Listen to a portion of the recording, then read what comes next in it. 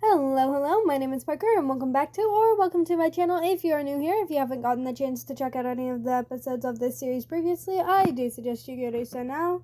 If you haven't, because we are on day 30 of Echoes of the Past October, a month-long prompt event being run by none other than Typically Untypical. If you haven't gotten the chance to check them out, please go do so now. Okay, today's prompt is People Who Die Bad Don't Stay in the Ground. Beloved, Toni Morrison. As you can tell, I was having a struggle with my tongue twister of an intro. Let's see, what was I gonna say? Alright, there are some trigger warnings to this episode as always, so please go check that description out. And, we are coming to a close of this series as of tomorrow. So, after tomorrow, we are going back to our regular schedule and finishing our story. So, without any further ado, this is Till Death Do Us Part by me. Logan and Janice married at a very young age, right after their second year of college. They had known each other since either of them could remember, and they were a generally happy couple. After college, people started to say they were an odd pairing. After all, a college professor and a criminal justice lawyer were two very different people. Maybe that was what caused their argument that day, although if you were to ask Logan, it was one of the most pointless conversations he ever had. He couldn't quite remember what they were fighting over, or the majority of the conversation. Those things were a blur. What he did remember was that he was mad, and Janice was sad over the argument. They had both just stopped yelling, and Janice was getting ready to leave. He had turned back with probably the most scared look on his face that Logan had ever seen.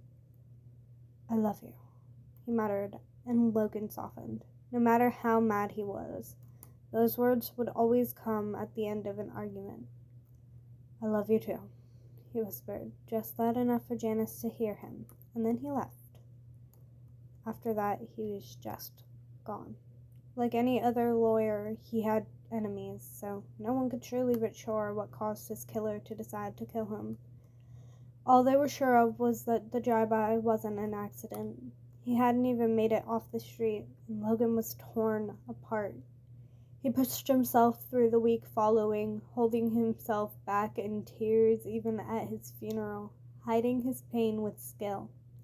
His best friend, the only person he had ever loved, was just gone. As though it were nothing, yet at the same time it was everything. He felt like he knew nothing without Janice. It tore him to pieces. He couldn't just accept that he was gone, just like that. So Logan took some time off work.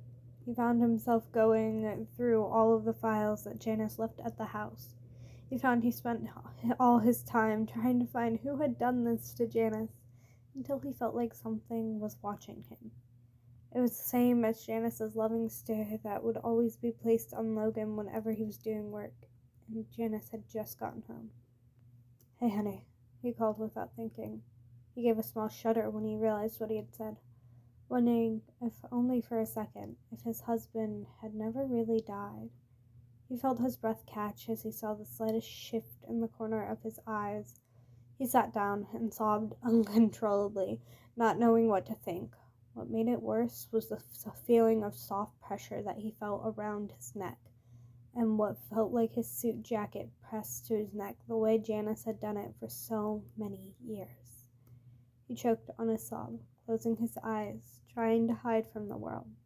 Logan felt the pressure slowly leave as he slowly thought, maybe, just maybe, even though he could be alright, even though he would never love again, he could live an ordinary life. I do hope you guys have enjoyed today's episode. It is one of our saddest stories by far. And I just want you guys to know you aren't alone. I've gone through something similar to this, and I can tell you it's one of the most painful things I've ever had to deal with. As always, I will see you all tomorrow, and have a wonderful day. Be safe out there.